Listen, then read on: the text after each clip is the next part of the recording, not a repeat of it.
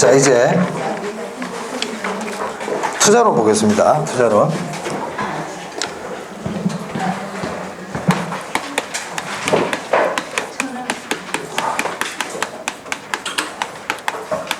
자, 우리 투자론은 한 7문제 정도는 평균적으로 나오고 있습니다. 출제가 7문제. 네. 자, 우리 투자론에서 좀 전반적으로 이제 우리 어떤 걸 공부해야 되느냐. 자, 첫 번째는 투자와 투기를 구별할 수 있어야 되죠. 투자와 투기의 구별이에요. 자, 투자는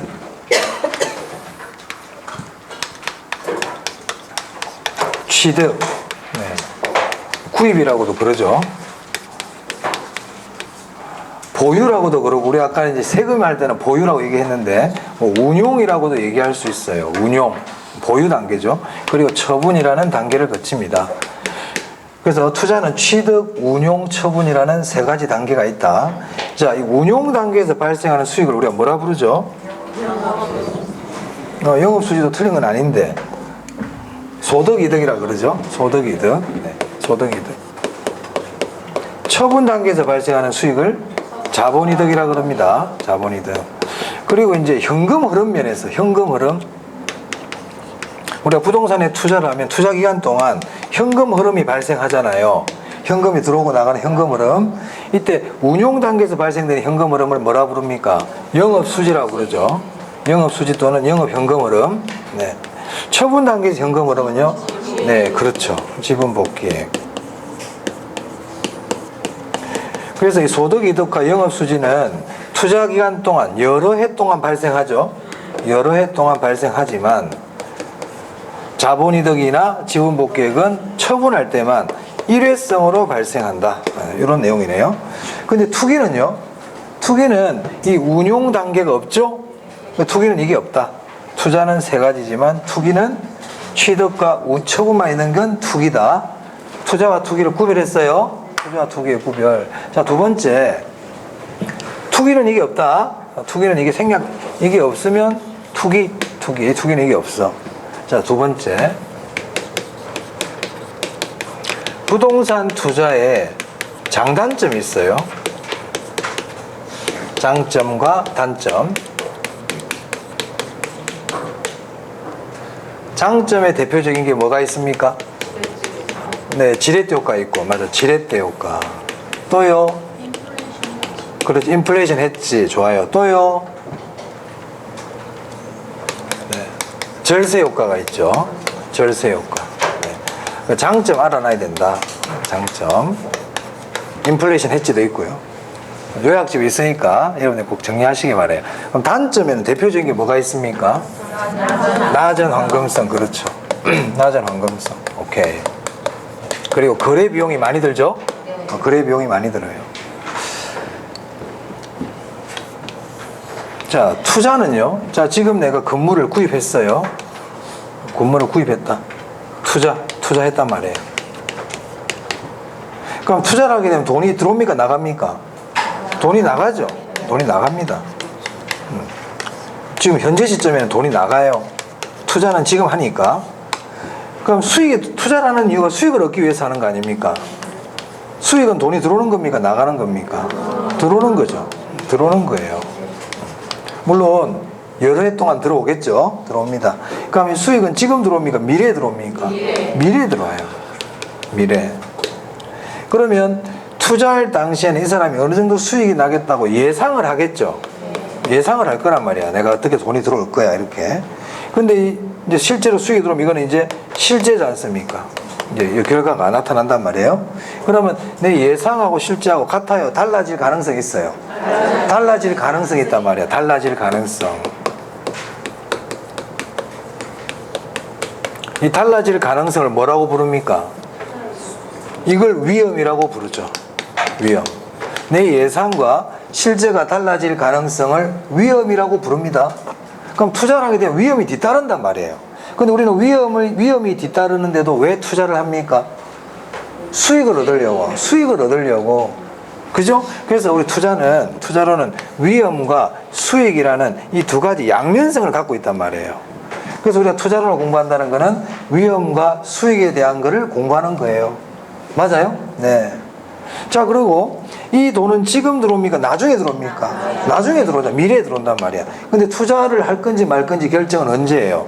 현재 시점에 하잖아요. 그래서 미래에 들어올 이 유입을 현재 가치로 계산할 필요가 있어요? 없어요? 있죠. 그래서 우리가 화폐의 시간 가치도 공부하는 거다. 화폐의 시간 가치를 공부하는 거다. 그리고 여기서 이제 투자 여부를 결정할 거 아닙니까? 그래서 우리가 투자 분석 기법이라는 걸 공부하는 겁니다. 오케이?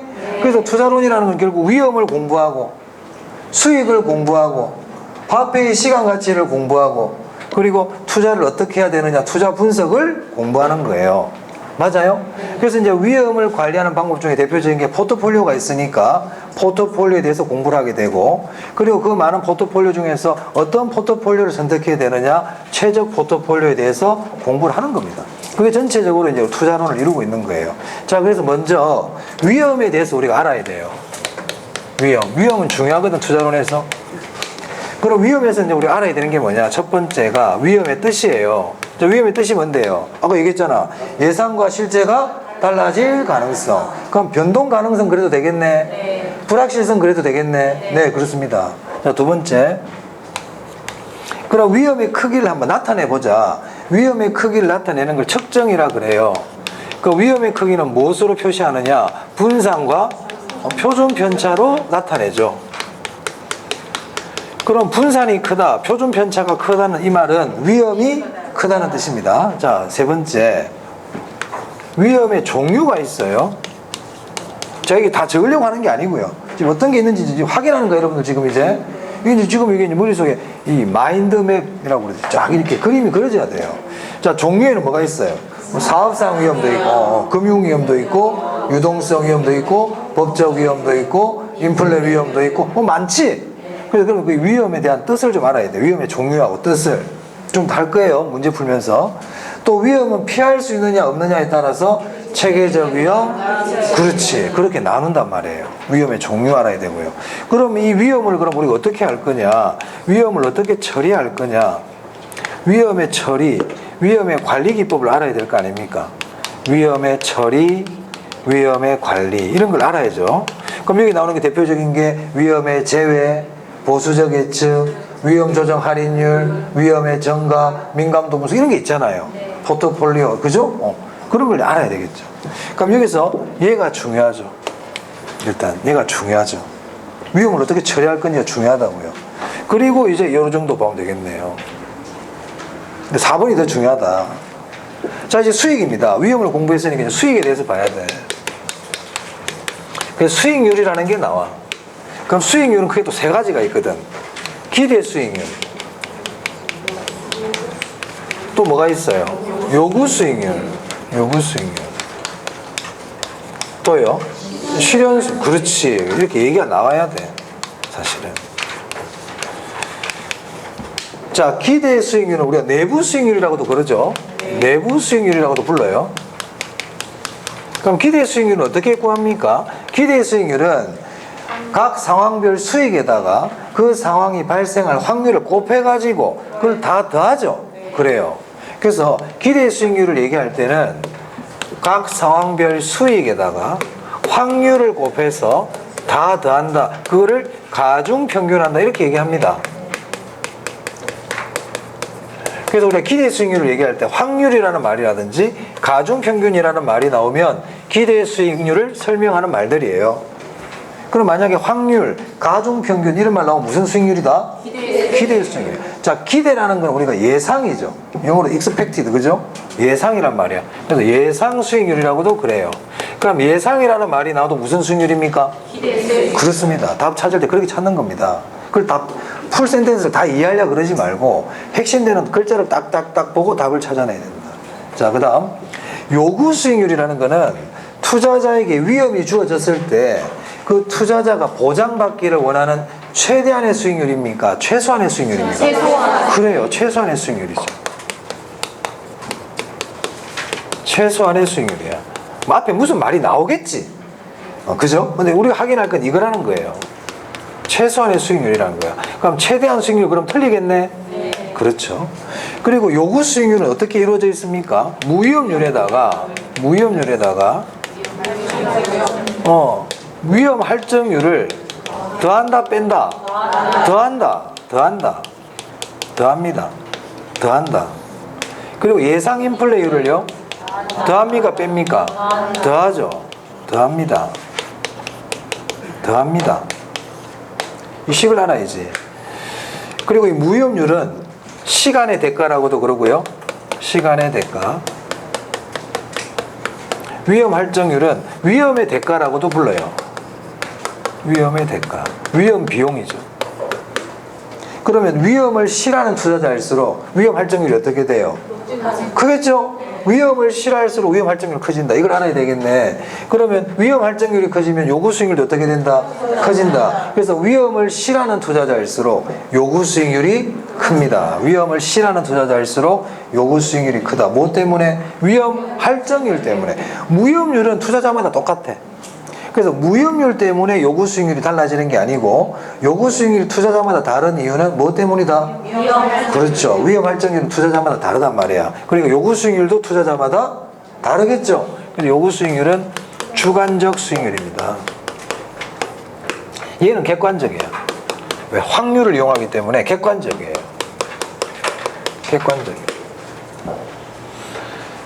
좀 더 자세한 건 나중에 문제 풀면서 다시 말씀드리고요. 자, 실현 수익률 볼게요. 실현 수익률은 실제로 달성된 수익률이잖아요. 그럼 실현 수익률 기억할 것 하나는 투자 판단의 기준이 된다, 안 된다? 안 됩니다. 이건 투자가 다 끝나야만 알 수 있기 때문에 투자 판단의 기준이 될 수 없어요. 네, 수익률 내용. 자, 그리고 이 위험과 이 요구 수익률 간에는 어떤 관계가 있느냐? 상세 관계가 있죠. 물론 이 위험은 체계적 위험일 때를 얘기합니다만은 위험과 수익의 상세 관계라는 것은 위험이 커질 때 요구 수익률도 비례 관계를 얘기하죠. 그래서 상세 관계란 비례 관계를 얘기하는 거예요. 위험과 수익의 상세 관계란 위험과 수익의 비례 관계를 얘기한다. 자, 그다음 5번째입니다. 아까 제가 화폐의 시간 가치 공부했잖아요. 그래서 화폐의 시간 가치에 대해서 알아야 돼요.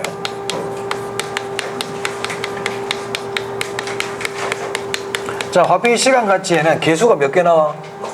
6개 나오죠. 뭐뭐 있어요? 일시불의 평가개수, 연금의 평가개수, 저당상수.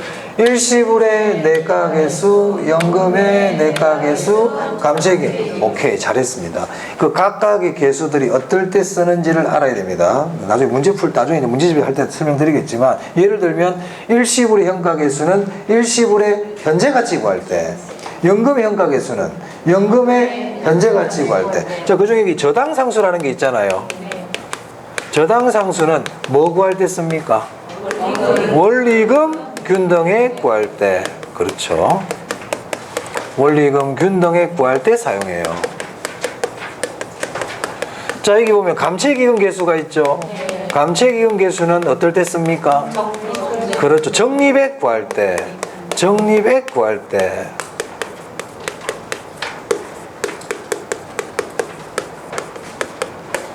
자, 그 다음에 여기 일시불의 현가계수예요. 일시불의 현가계수고 여기는 일시불의 내가계수야. 자, 이들은 무슨 관계인데? 역수관계.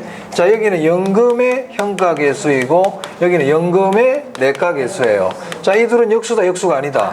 역수가 아니다. 그럼 얘하고는 뭐하고 역수다? 그렇지. 요 둘이 역수예요. 이 둘은 역수가 아니다. 잘했어요.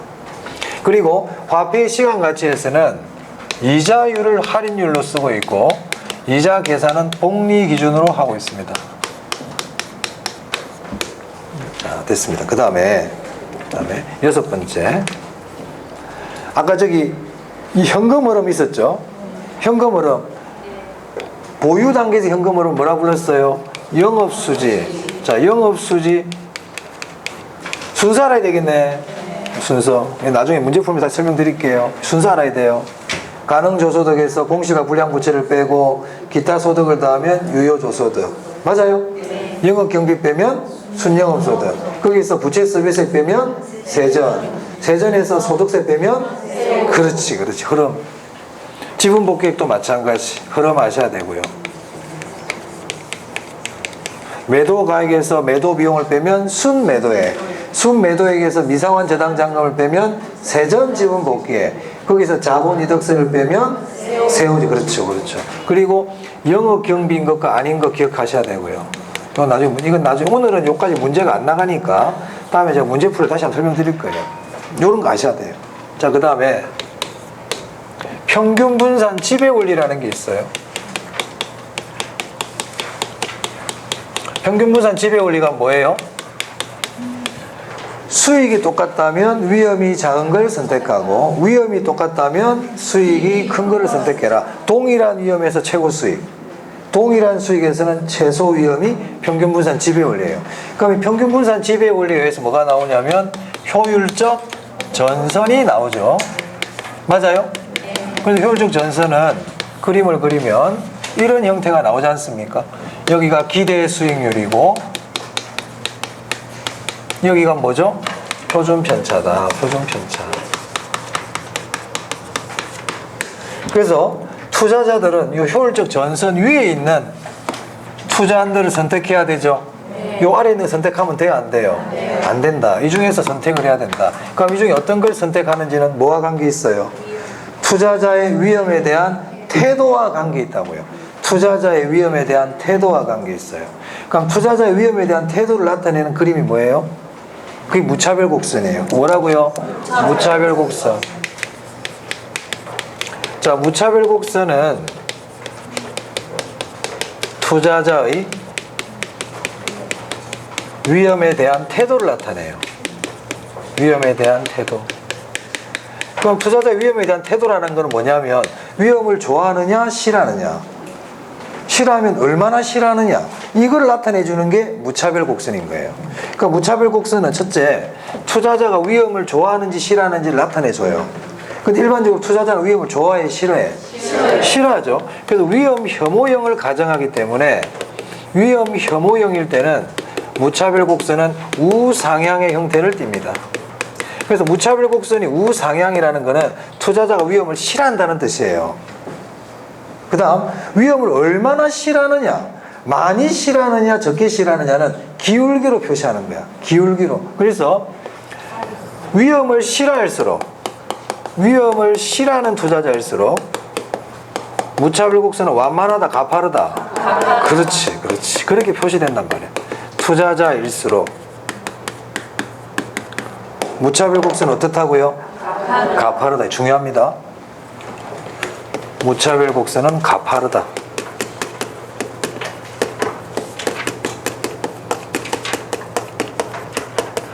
그럼 여기 이제 투자자의 무차별 곡선을 그릴 수가 있거든. 이렇게 그릴 수 있단 말이에요. 자, 이거는 갑이라는 사람, 을이라는 사람이에요. 둘 중에 누가 더 위험을 싫어합니까? 을이 더 위험을 싫어하는 사람이에요. 그러면 이 무차별 곡선은 자기가 좋아하는 쪽으로 갈수록 만족이 커지기 때문에 이렇게 가다 보면 을은 여기서 접하죠. 이 접하는 점을 우리가 뭐라 불러요? 최적 투자점이라고 부른다. 그럼 최적 투자점은 어딘데요? 효율적 전선과 투자자의 무차별 곡선이, 그렇지, 그게 최적 투자점이야. 최적 포트폴리오. 그럼 여기서 접하네. 자, 그러면 갑이라는 사람은요, 여기서 접하네. 맞아요? 갑이 위험을 더 싫어해서 을이 위험을 더 싫어했어. 을이. 그래서 보수적 투자자일수록, 위험을 싫어하는 투자자일수록 최적 투자점이 원점에 가까워요. 그러면 공격적 투자자일수록 원점에서 먼 거예요. 자, 그러면 최적 투자점은 투자자마다 같습니까? 다릅니까? 그럼 최적 투자점이 투자자마다 다른 이유는 무차별 곡선 때문이네요. 무차별 곡선이 투자자마다 다르기 때문이잖아. 그래서 최적 투자점은 투자자마다 다르다. 그 이유는 투자자들의 위험에 대한 태도가 다르기 때문이에요. 효율적 전선이 다르기 때문에 그러면 안 된다. 무차별 곡선이 다르기 때문이야. 효율적 전선은 딱 한 개밖에 없어, 시장에. 이것도 나중에 문제 풀 때 다시 한 번 더 다시 설명드릴 거예요. 자, 그래서 여기까지 봤어요. 그래서 효율적 전선과 무차별 곡선이 뭐 하는 점? 접하는 점이 최적 투자점입니다. 자, 그 다음에 이제 포트폴리오 공부해야 되겠죠. 포트폴리오. 자, 포트폴리오에서는 포트폴리오의 뜻 아셔야 돼요. 포트폴리오의 뜻이 뭔데요? 분산 투자를 하면 비체계적 위험이 줄어든다. 이게 포트폴리오의 뜻이죠. 체계적 위험은 절대 줄어들지 않는다. 절대 줄어들지 않는다. 그 다음에 상관계수 알아야 되잖아요. 상관계수. 자, 상관계수는 플러스가 있고 마이너스가 있다. 자, 상관계수가 플러스라는 의미는 두 자산 간 수익률 방향이 같은 방향, 반대 방향. 그래, 그냥 플러스 나오면 동일 유사만 기억해. 동일 유사. 마이너스는 반대 방향. 그렇지. 반대 상위 방향. 뭔지는 모르겠지만 방향이 같으면 플러스고 방향이 반대면 마이너스야. 그럼 상관계수가 플러스가 분산 투자 효과가 크다, 마이너스가 분산 투자 효과가 크다. 그렇지, 마이너스 크다. 그래서 상관계수는 마이너스 1에서 1 사이 값을 갖는데 1에 가까울수록 분산 투자 효과가 큽니까? 작습니까? 작다. 그래서 1일 때는 분산 투자 효과가 전혀 없다. 자, 마이너스 1에 가까우면 분산 투자 효과가 크죠? 그럼 상관계수가 마이너스 1일 때는요, 비체계적 위험의 완전 제거가 가능하다. 지금 제가 쭉 투자론 정리하고 있어요, 지금. 제가 지금 말하는 것만 잘 알아도 우리 시험 여지가 다 풀 수 있어요. 제가 지금 말씀드린 거 잘 정리를 해도. 자, 그 다음에 남은 게 뭐냐면 투자 분석 기법이에요. 공간이 없지만 여기다가. 그럼 투자 분석 기법은 크게 두 가지가 있잖아요. 뭐하고 있어요. 시간 가치를 고려하는 방법, 시간 가치 고려하는 방법, 그리고 시간 가치를 고려하지 않는 방법이 있죠. 그럼 시간 가치를 고려하는 방법은 뭐 있어요? 순현가법, 내부수익률법, 수익성 지수법, 또는 뭐 현가해수 기간법, 이런 게 있죠.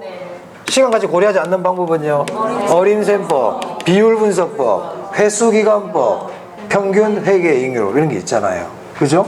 그리고 그 중에서도 순현가법, 내부수익률법, 수익성 지수법 세 개를 묶어서 보통 할인 현금 수지 분석법이라고도 한다.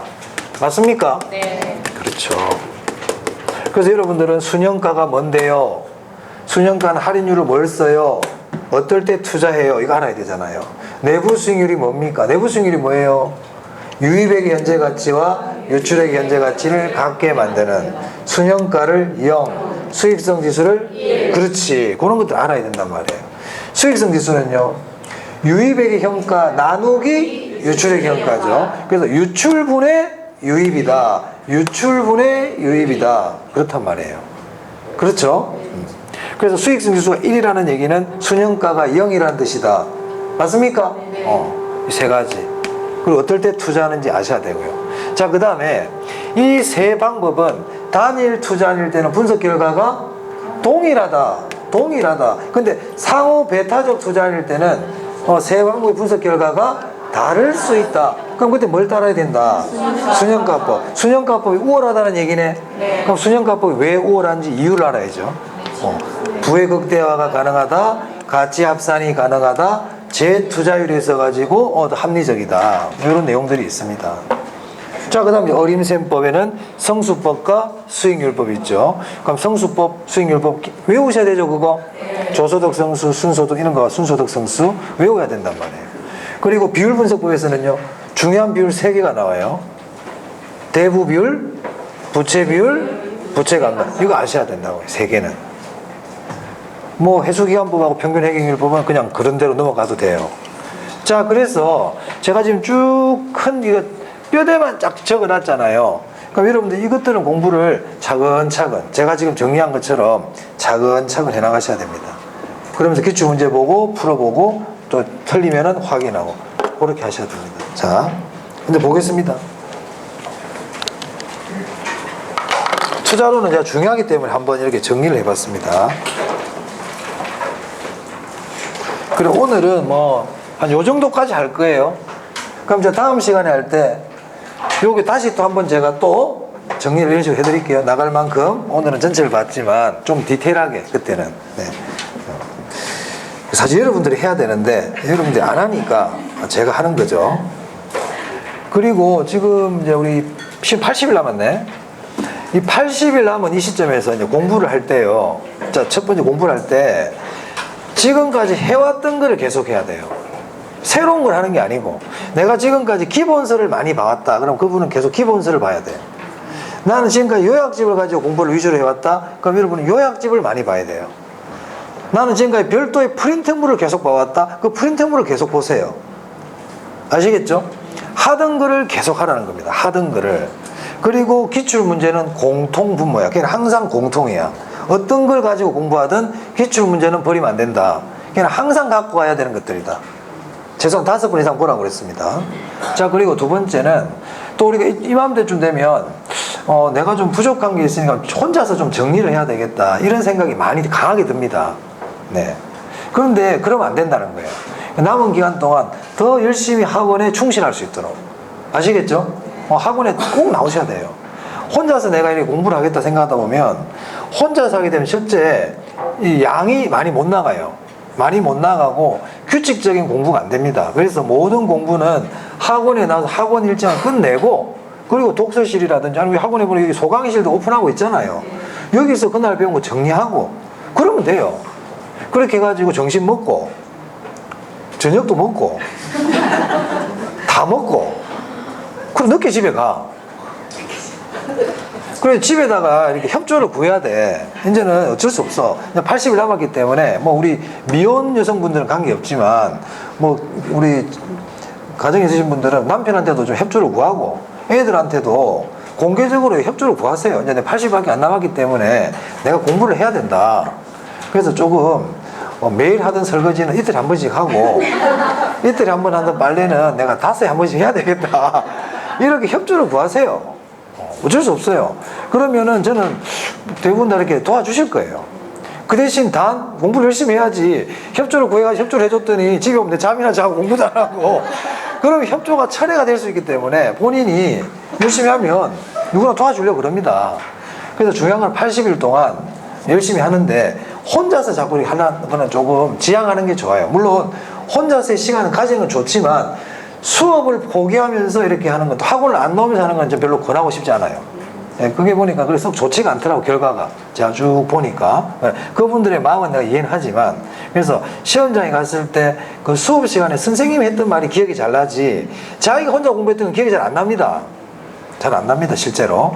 그래서 학원 수업을 가능하면 빠지지 말고 충실히 이렇게 하실 수 있도록. 그리고 9월, 10월 과정도 빠지지 말고 충실히 할 수 있도록. 왜냐하면 9, 10월 과정도 제가 나중 되면 또 임박하 말씀드리겠지만 이 9, 10월 과정은 지금 이 문제집은 제가 만든 책이 아니죠.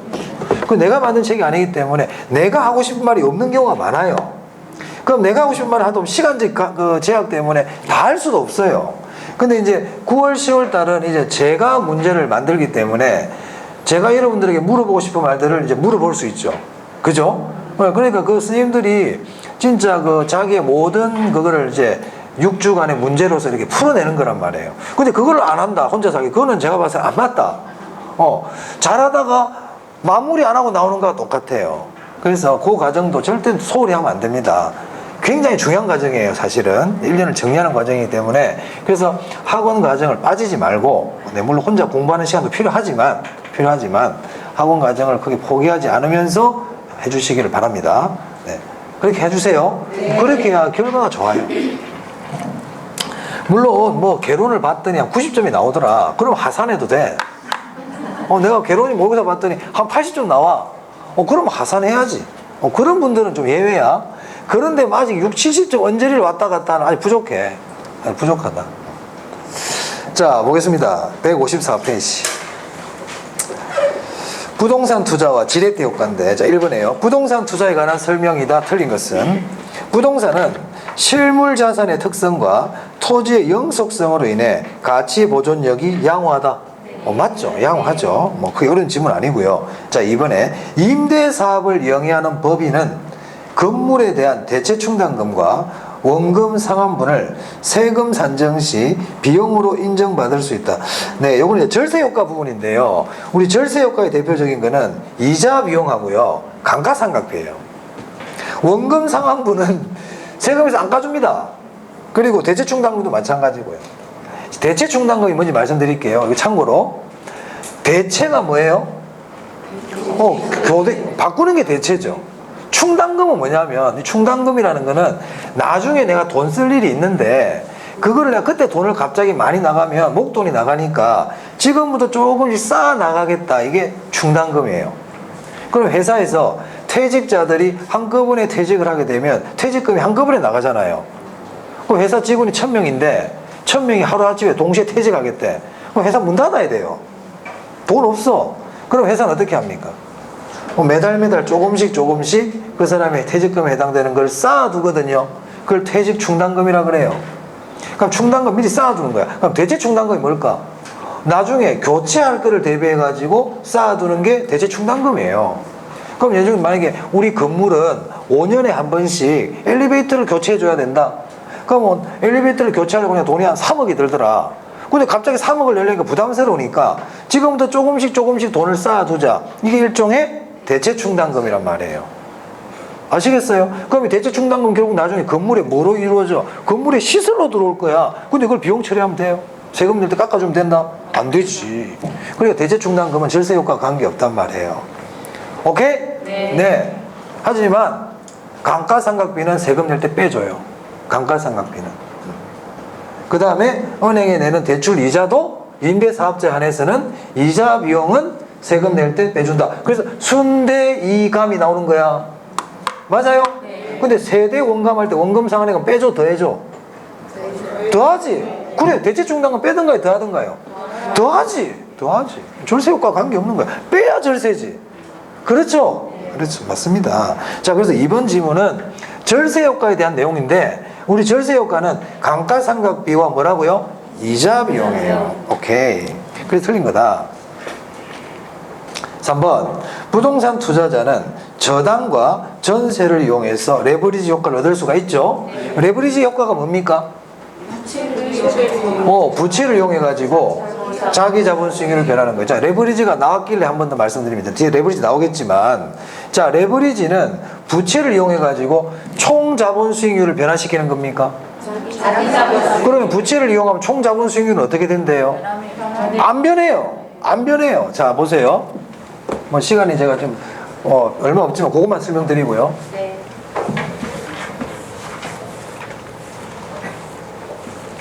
지렛대 효과까지만 설명드리고 마칠게요.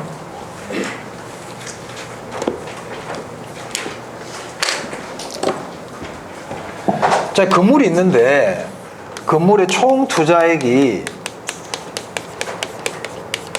10억이야. 10억짜리 건물이에요. 근데 이 건물에서 앞으로 수익이 어떻게 발생될지를 생각해 봤더니 순영업 소득 예상 순영업 소득이 2억 원이 예상이 돼요. 순영업 소득 2억 원이라고. 그럼 순영업 소득 다음에 빼는 게 뭐예요? 우리 영업 현금 흐름에서 부채 서비스액이죠. 맞습니까? 부채 서비스액이라는 건 원금입니까? 이자입니까? 원리금입니까? 원리금입니다. 자, 그럼 만약에 이 건물이 10억짜리인데 자, 갑이라는 사람은 전부 자기 자본만으로 투자해. 자기 자본만으로 투자한다는 거는 부채를 이용한다는 거예요? 안 한다는 거예요? 부채 이용 안 하는 거죠. 지금 우리 시험 임박할수록 기본에 더 충실해야 되거든요.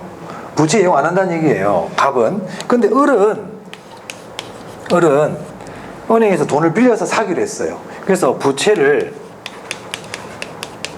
6억을 이용하기로 했어요.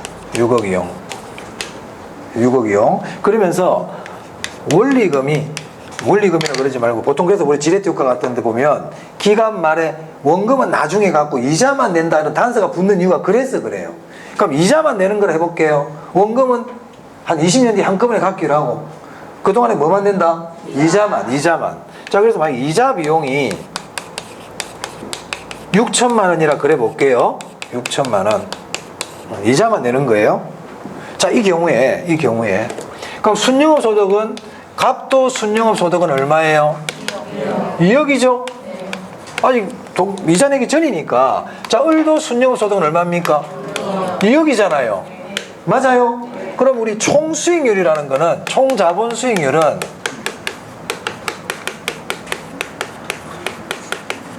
총 투자액분의 순영업 소득 아닙니까? 총 투자금 순여금 소득이잖아요. 물론 곱하기 100은 있겠지. 곱하기 100을 해야 되겠지. 그러면 갑의 총 자본 수익률 몇 프로예요?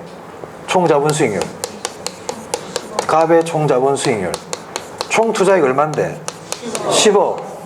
순여금 소득 얼만데?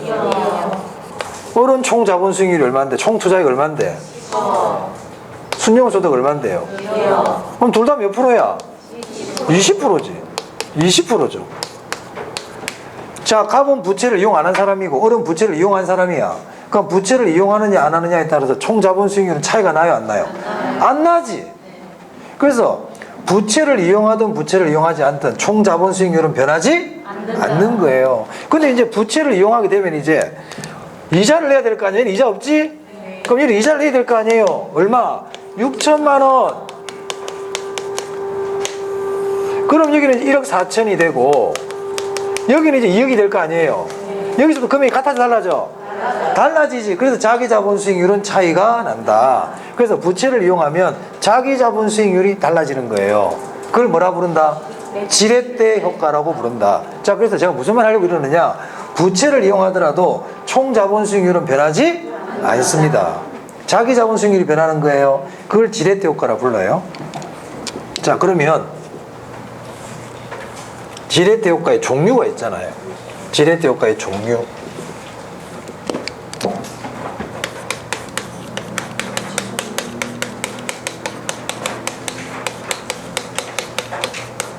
자, 지렛대 효과의 종류 뭐뭐 있어요? 정, 부, 중립 있잖아. 그죠? 그럼 여기서 세 개 알아야 된다. 정의 지렛대 효과의 뜻 알아야 돼요. 뜻. 두 번째, 정의 지렛대 효과는 언제 발생하느냐? 발생 조건 알아야 돼요. 세 번째, 정의 지렛대 효과의 결과 알아야 돼요. 결과. 정의 지렛대 효과 발생 어떻게 되느냐?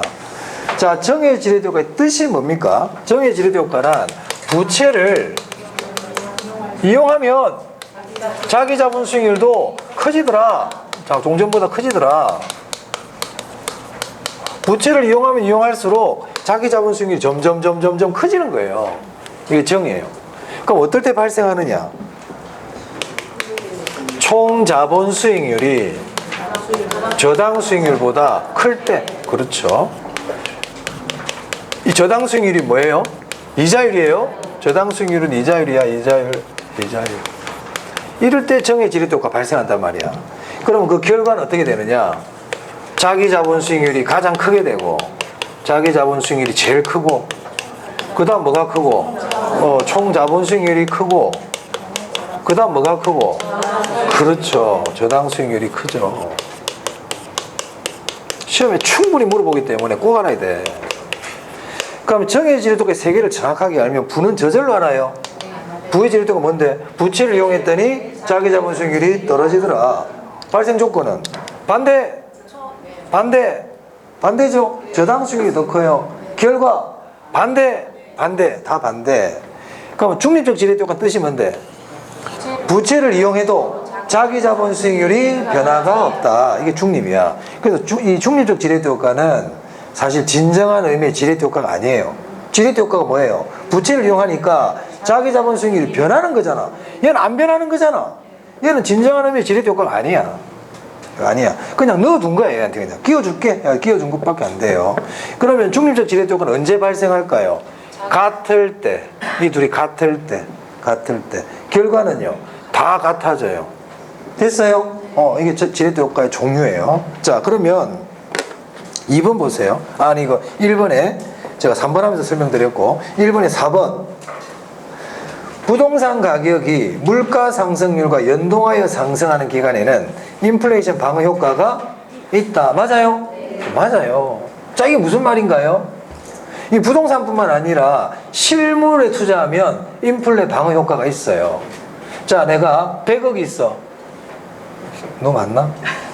100억이 있다. 100억. 자, 100억을 땅에 파묻어 놨어. 땅에. 어딘고? 파묻어 놓은 거야. 그리고 100억 가지고 건물을 샀어. 그러니까 A라는 사람은 땅에 파묻고요. B라는 사람은 건물을 샀어요. 자, 이제 물가가 올라갑니다. 물가가. 자, 이때 물가가 오를 때 실물 가격도 올라가 안 올라가? 올라가지. 물가 오른다는 건 실물 가격이 올라간다는 얘기잖아. 라면 가격 올라가잖아요. 자, 10년이 지났어요. 물가 올랐어? 그러니까 건물 가격 올라가 안 올라가? 올라갔어. 자, 땅에 파묻은 돈은 올라갔어 안 올라갔어? 그대로 100억이야. 무슨 말 알겠어요? 그래서 인플레가 발생할 때 실물에 투자하면 인플레 위험을 방어할 수 있다는 거예요. 그걸 인플레이션 해지라 그럽니다. 자, 그 뜻이다. 부동산 가격이 물가 상승률과 연동하여 같이 올라간다는 뜻이에요. 그러면 인플레이션 방어하는 효과가 있다. 맞아요? 이걸 인플레이션 해지라 불러요. 부동산은 주식 등 금융상품에 비해 단기간에 현금할 수 있는 가능성이 어떻다? 낮다. 자, 2번 보겠습니다. 지렛대 효과에 관한 설명이다. 틀린 것은, 자, 정의 지렛대 효과는 지분 수익률이 자기 자본 수익률입니다. 지분 수익률이 총 자본 수익률보다 크다. 여기 있네. 크다니까.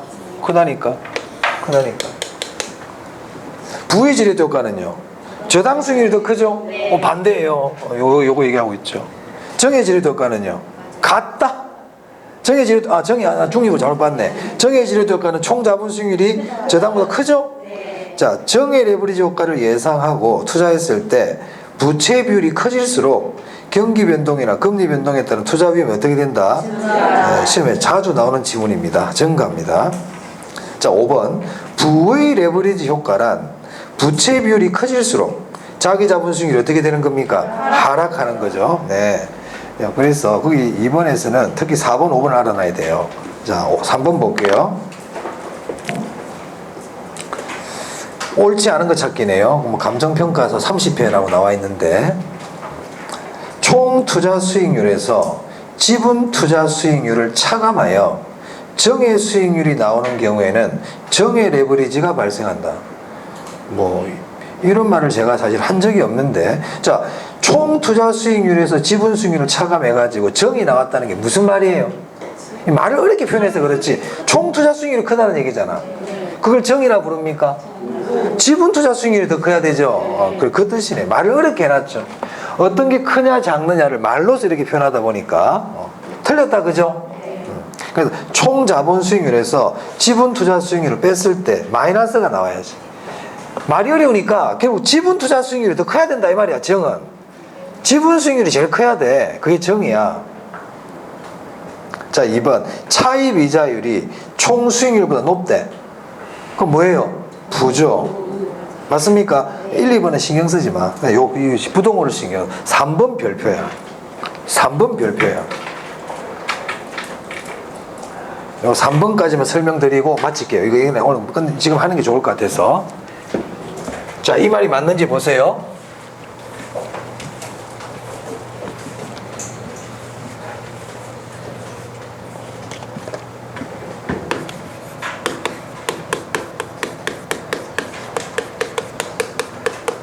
한 번은 그 별표 2개 하세요. 어려워요. 그 말 자체가.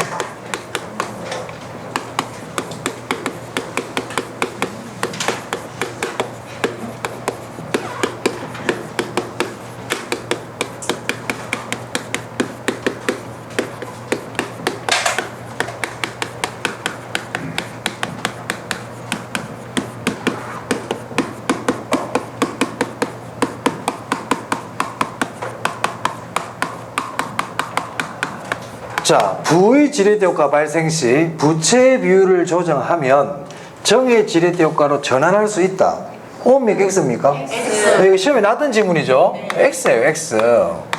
자, 그러면요, 여기서 부채 비율을 조정한다는 건 무슨 말이냐. 자, 이 문제의 의도는 이런 거거든요. 부의 지렛대 효과가 발생하고 있다는 얘기는 자기 자본 수익률이 총 자본 수익률보다 작은 거 아닙니까? 반대로 되고 있는 거 아니에요. 자기 자본 수익률이 점점 떨어지고 있는 거거든요. 그게 부의 지렛대 효과예요.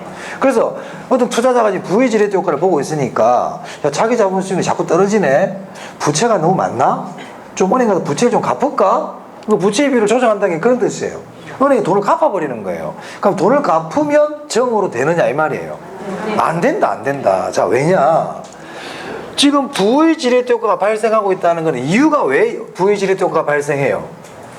발생 조건 때문에 그런 거야. 총 자본 수익률보다 저당 수익률이 크거든. 총 자본 수익률보다 저당 수익률이 크단 말이에요. 그래서 지금 부의 지렛대 효과가 발생하고 있단 말이에요. 근데 여기서 내가 은행에 돈을 갚는다 그래가지고 저당 수익률이 떨어진다는 보장이 없어요. 그러면 정의 지렛대 효과라는 건 어떨 때 발생해요? 총 자본 수익률이 그렇죠. 저당 수익률보다 클 때 일어나는 거 아닙니까? 그럼 저당 수익률이라는 건 이자율이잖아요. 그래서 부가 정으로 되기 위해서는 이자율이 변해야 되는 거야. 뭐가 변해야 된다? 총 자본 수익률은 변해 안 변해? 총 자본 수익률은 부채를 이용하든 안 하든 많이 이용하든 적게 이용하든 총 자본 수익률 안 변했잖아. 총 자본 수익률은 안 변해. 결국 뭐가 변해야 된다? 이자율이 변해야 돼요. 자, 그래서 이자율이 변하면 정이 부가 될 수도 있고요. 부가 정으로도 될 수 있는 거예요. 막 이자율이 많이 확 올라가 버려. 그럼 내가 지금까지 정이었는데 갑자기 부가 될 수도 있고, 이자율이 확 떨어져 버리면 내가 부였지만 정으로도 될 수 있다 이 얘기입니다. 맞아? 그렇지. 그 얘기다. 그래서 3번 정의 레버리지는 이자율 변화 등에 따라 부의 레버리지로 변화될 수 있다. 맞아요? 맞습니다. 맞습니다. 자, 4번 볼까요? 부채 비율이 상승할수록, 부채 비율이 상승한다는 것은 부채를 많이 이용한다는 뜻이에요. 레버리지 효과로 인한 지분 투자자 수익률 증대 효과가 있지만, 이게 정의 지렛대 효과 아닙니까? 한편 차익 금리의 상승으로 이자율이 올라가면 지분 투자자의 수익률이 오히려 감소할 수도 있다. 이거는 부의 지렛대 효과가 발생한다는 얘기잖아요. 그러니까 이자율의 변화에 따라서 정이 되기도 하고 부가 되기도 하는 거예요. 부채 비율을 조정하는 거 가지고는 부정이 되는 건 아니다. 오케이? 네. 자, 5번은요. 자, 일단 1건 일단 볼게요. 대출 기간 연장을 통하여 기간 이자 상환액을 줄이는 것은 부의 레버리지 발생 시 적용할 수 있는 대안 중 하나이다. 자, 여기서 대출 기간 연장이라고 되어 있잖아요. 부채를 갚았다는 얘기가 아니에요. 그냥 대출 기간을 연장함으로써 이자 비용을 줄였다는 얘기죠. 그럼 이거는 부에 대한 하나의 대응이 될 수 있죠. 이거를 만약에 내가 돈을 갚아가지고 뭐 이렇게 부채 비율을 조정했다는 말이 나오면 그거는 부가정으로 될 수 없습니다. 자, 무슨 말이냐면 여러분 이렇게, 자, 부의 지렛대 효과는 이거야. 내가 만약에 자기 자본 수익률이 10%였는데 부채를 이용하니까 자기 자본 수익률이 점점 떨어지는 거야. 8%, 6%, 5% 자기 자본 수익률이 점점 떨어지는 게 뭐라고요? 부의 지렛대 효과예요. 그래서 내가 부의 지렛대 효과가 발생한다는 거는 자기 자본 수익률보다 총 자본 수익률이 더 크고 이런 경우잖아요. 근데 내가 만약에 지금 부의 지렛대 효과를 보고 있는데 내가 은행에 돈을 갚아버렸어. 그렇다고 해서 이게 이렇게 되는 게 아니란 말이에요. 손해는 좀 적어질 수 있겠지? 돈을 갚으면 이자를 적게 내니까 손해는 좀 줄어들지 모르겠지만, 즉 부의 지렛대 효과의 크기 자체는 작아질지 모르겠지만 결국 부의 지렛대 효과는 결국 벗어날 수 없다는 거예요. 무슨 말인지 알겠습니까? 내가 좀 손실폭은 줄어들지만 결국 부의 지렛대 효과는 벗어날 수 없다. 이 부의 지렛대 효과를 벗어나기 위해서는 어떤 방법밖에 없다? 이자율이 떨어지는 수밖에 없다는 거예요. 아시겠죠? 이자율이 떨어져가지고 이자율이 총 자본 수익률보다 작아질 때 그때 정으로 체인지가 되는 거지, 그 전까지는 이자율이 조금 내려가더라도 결국 총 자본 수익률보다 더 작아지지 않는 이상은 결국 뭐라는 거예요? 계속 부야. 부. 오케이? 네, 그런 뜻입니다. 자, 여기까지 풀고 다음 시간에 4번부터 하도록 하겠습니다. 수고하셨습니다.